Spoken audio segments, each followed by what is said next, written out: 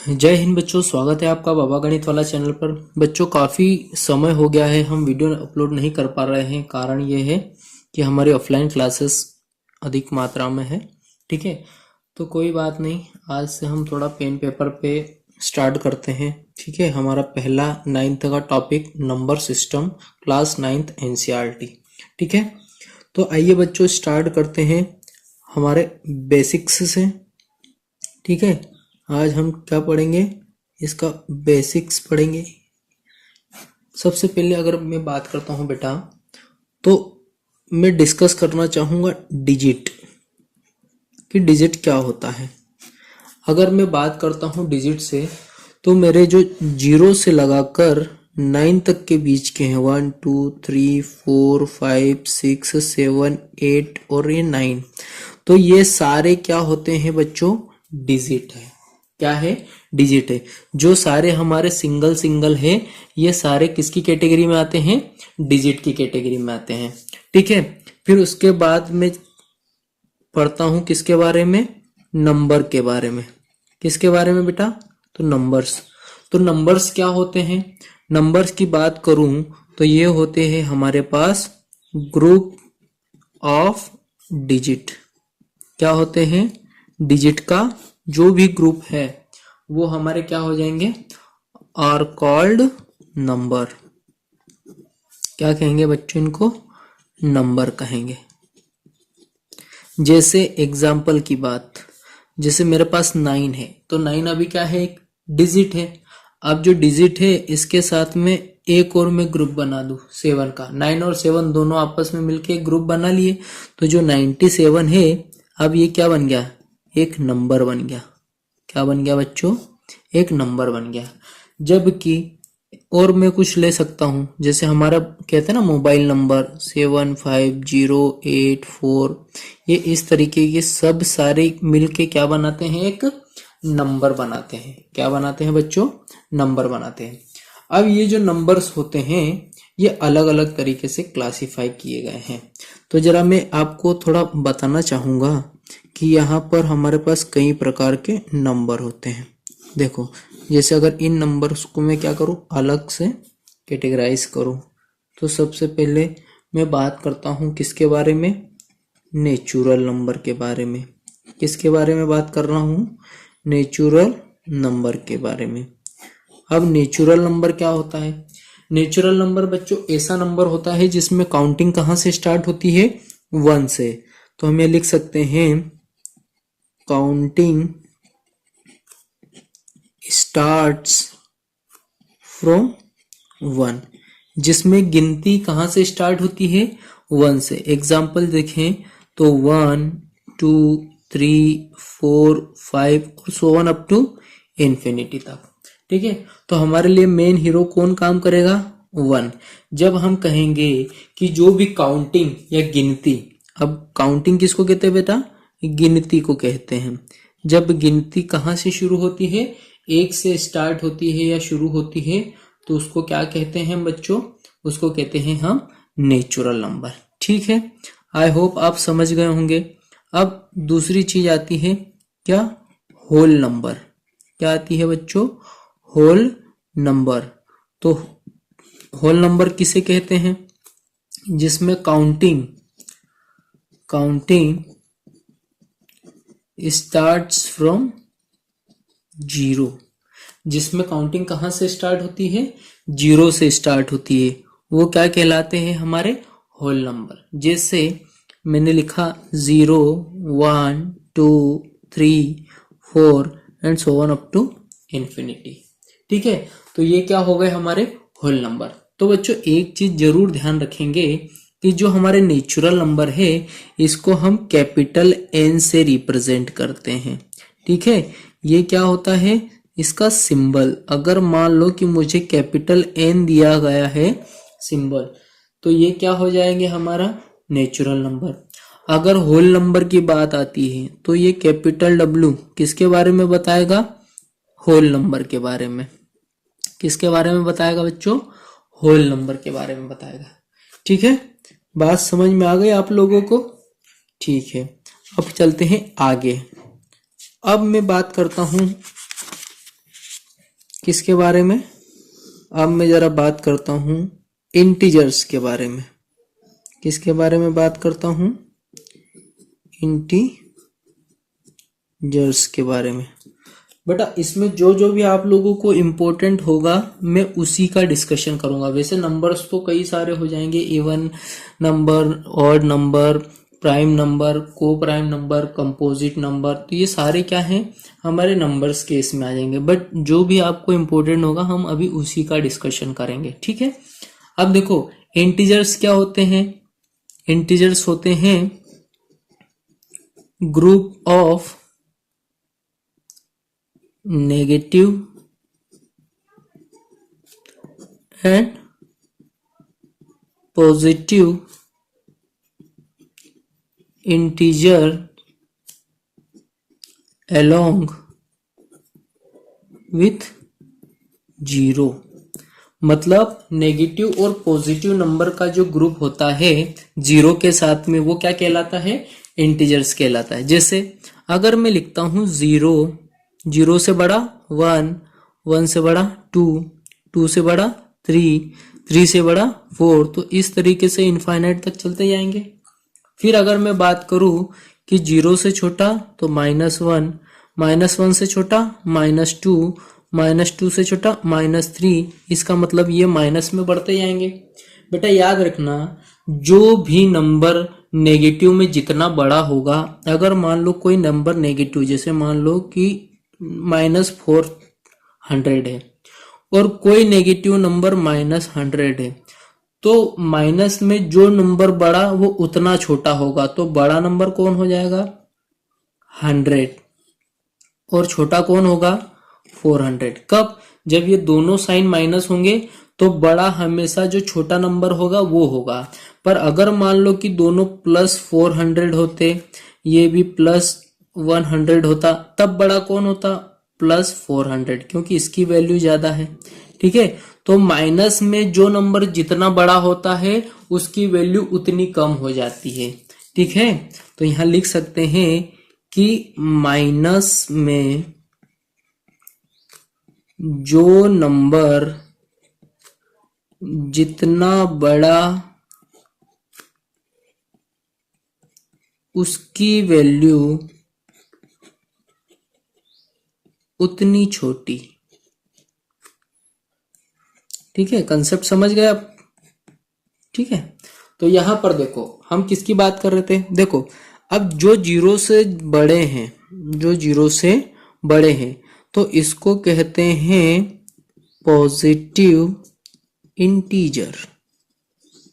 क्या कहते हैं, पॉजिटिव इंटीजर्स। और पॉजिटिव इंटीजर्स का एक और नाम होता है, कौन सा, पॉजिटिव नंबर। चाहे आप इसको पॉजिटिव इंटीजर कहो, चाहे आप इसको पॉजिटिव नंबर कहो, दोनों एक ही बात है, ठीक है। यहां पर ये जो माइनस के हैं इन्हें कहता हूं नेगेटिव इंटीजर्स, और क्या कह सकते हैं, इनको कहेंगे नेगेटिव नंबर्स, और क्या कहेंगे नेगेटिव नंबर्स, ठीक है।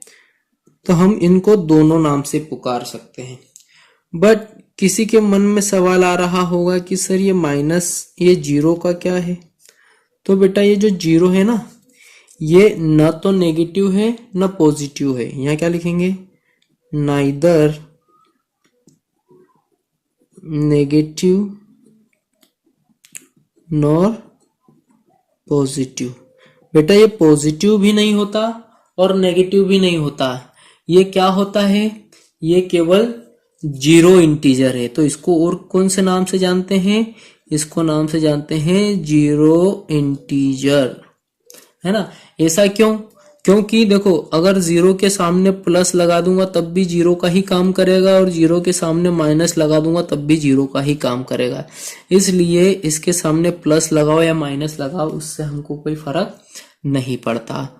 तो मेरे हिसाब से आपको ये बेसिक चीजें थोड़ी समझ आ रही होगी। करते हैं हम इसका अगला टॉपिक। चलिए बच्चों, अब हम अगला टॉपिक थोड़ा उठाते हैं। किसके बारे में? अब हम पढ़ते हैं रेशनल नंबर के बारे में। किसके बारे में पढ़ते हैं? रेशनल नंबर के बारे में। तो क्या होता है ये रेशनल नंबर? तो जरा इसके बारे में पढ़ते हैं। बेटा, अगर मैं बात करूं रेशनल नंबर की, तो यहां क्या लिखेंगे? The number which can be written in the form of p by q where q is not equal to 0। बेटा, क्या कहा मैंने कि जो रेशनल नंबर होता है ऐसा नंबर होता है जिसको p by q की फॉर्म में नहीं लिख सकते। ठीक है, p by q की फॉर्म में लिख सकते हैं। ठीक है, can be written in the form of p by q। पर बच्चे, रेशनल नंबर को समझने से पहले हमें एक बेसिक कंसेप्ट समझना पड़ेगा। क्या समझना पड़ेगा?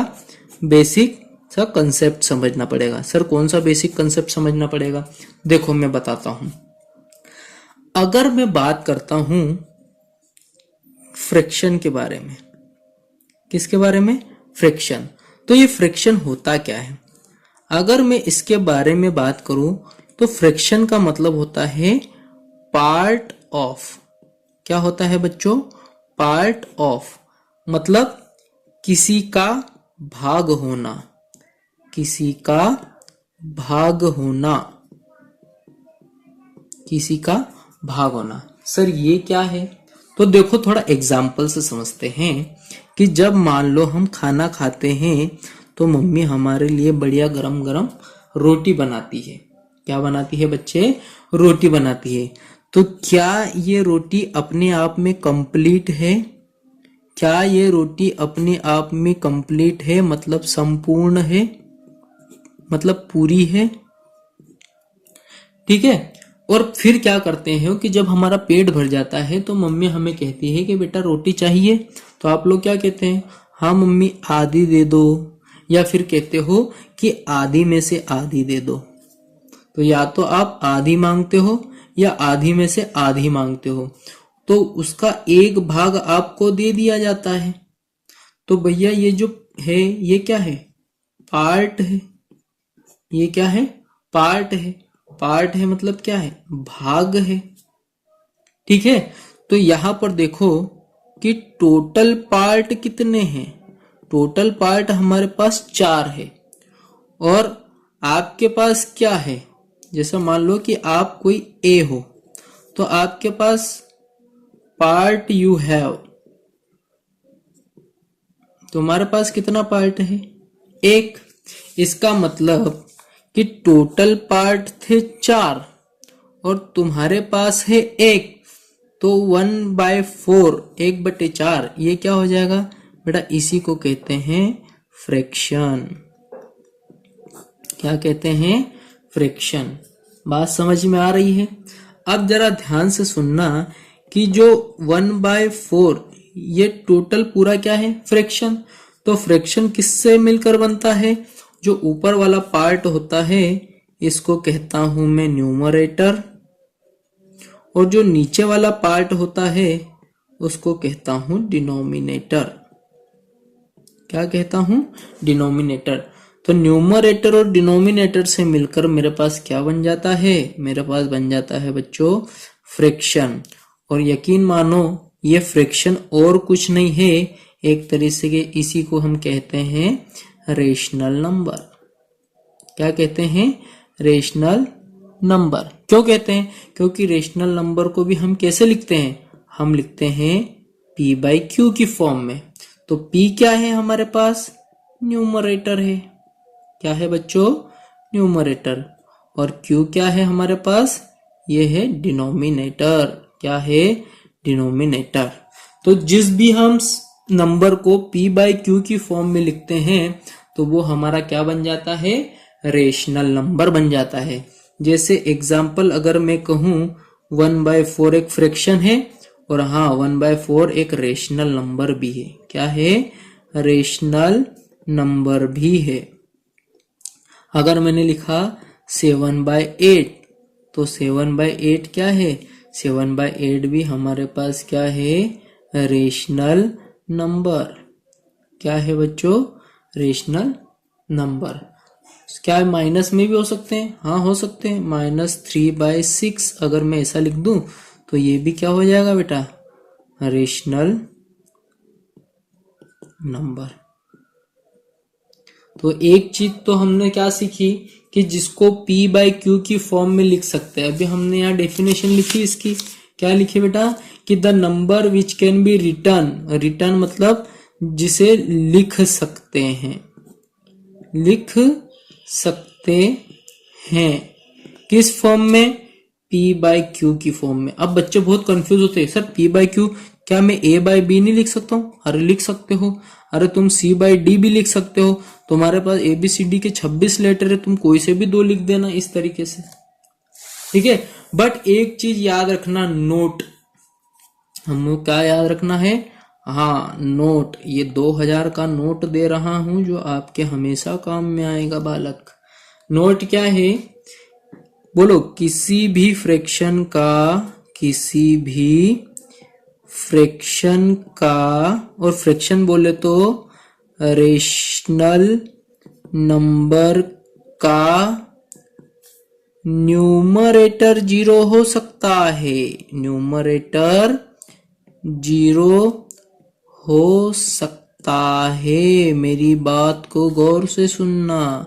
मतलब मैंने क्या कहा? मैंने कहा कि न्यूमरेटर इज इक्वल टू 0। मतलब यहां पर न्यूमरेटर क्या है? P 0 के बराबर हो सकता है।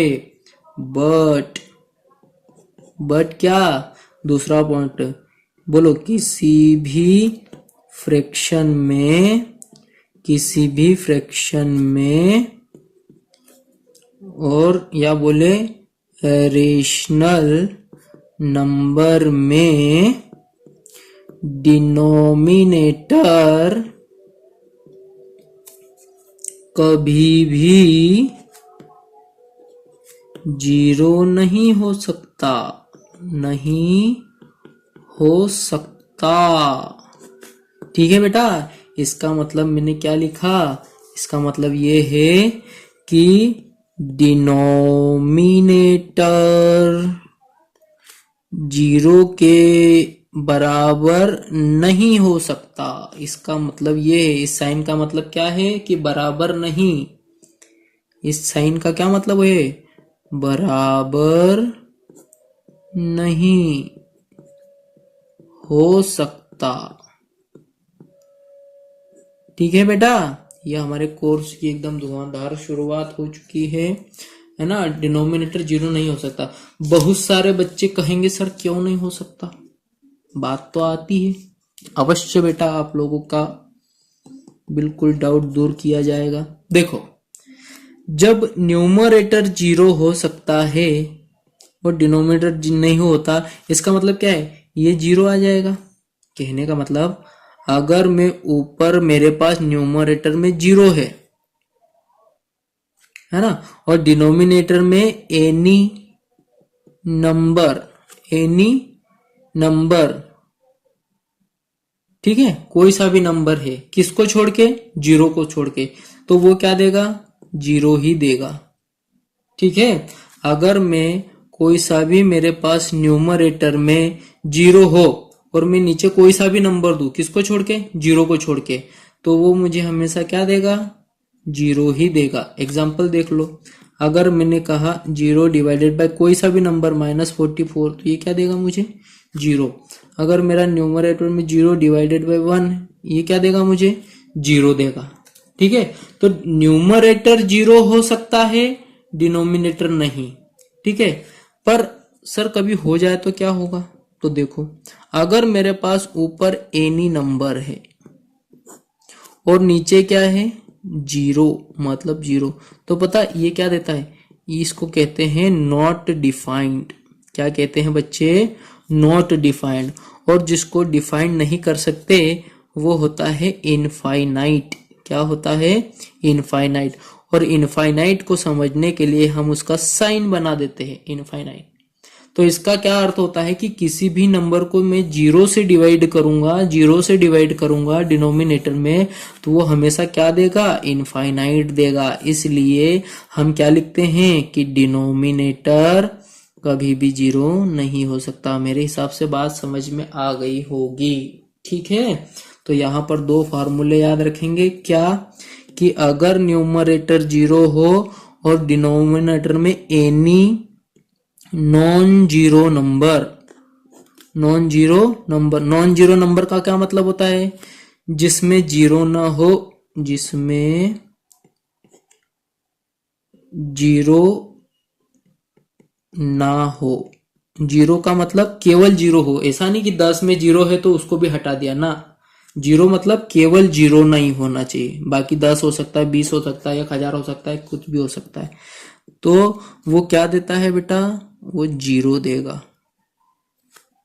या एनी नंबर लिख लो, ठीक है। नॉन जीरो नंबर तो, हाँ नॉन जीरो नंबर, ठीक है। तो यहाँ क्या आ जाएगा? जीरो आ जाएगा, ठीक है। पर एक ये फॉर्मूला याद रखना। दूसरा, अगर एनी नंबर के अंदर जीरो भी आ जाएगा, डिवाइडेड बाय अगर जीरो हुआ मान लो डिनोमिनेटर, तो क्या दे देगा ये? Not defined. और समझने के लिए ब्रैकेट में क्या लिखेंगे? इनफाइनाइट दे देगा, ठीक है। समझ में आ गई सबको? अब चलते हैं अगले बेस की तरफ। चलिए बच्चों, अब हम करते हैं एक्सरसाइज। हमारी क्या करते हैं? एक्सरसाइज का पहला क्वेश्चन आपकी स्क्रीन पे दिख रहा होगा और कहा है कि क्या जीरो रेशनल नंबर है?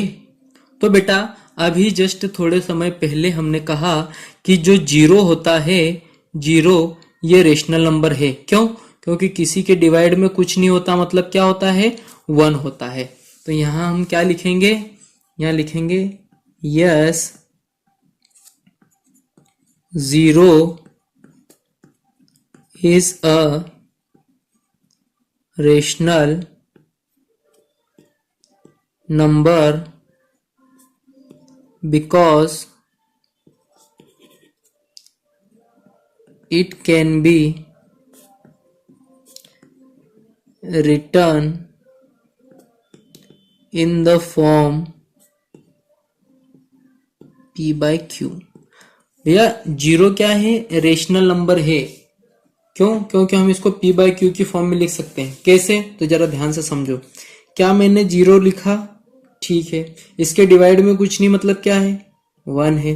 तो p बाय क्यू की फॉर्म का हो सकता है। और हमने अभी देखा कि न्यूमरेटर जीरो हो सकता है, डिनोमिनेटर जीरो नहीं हो सकता।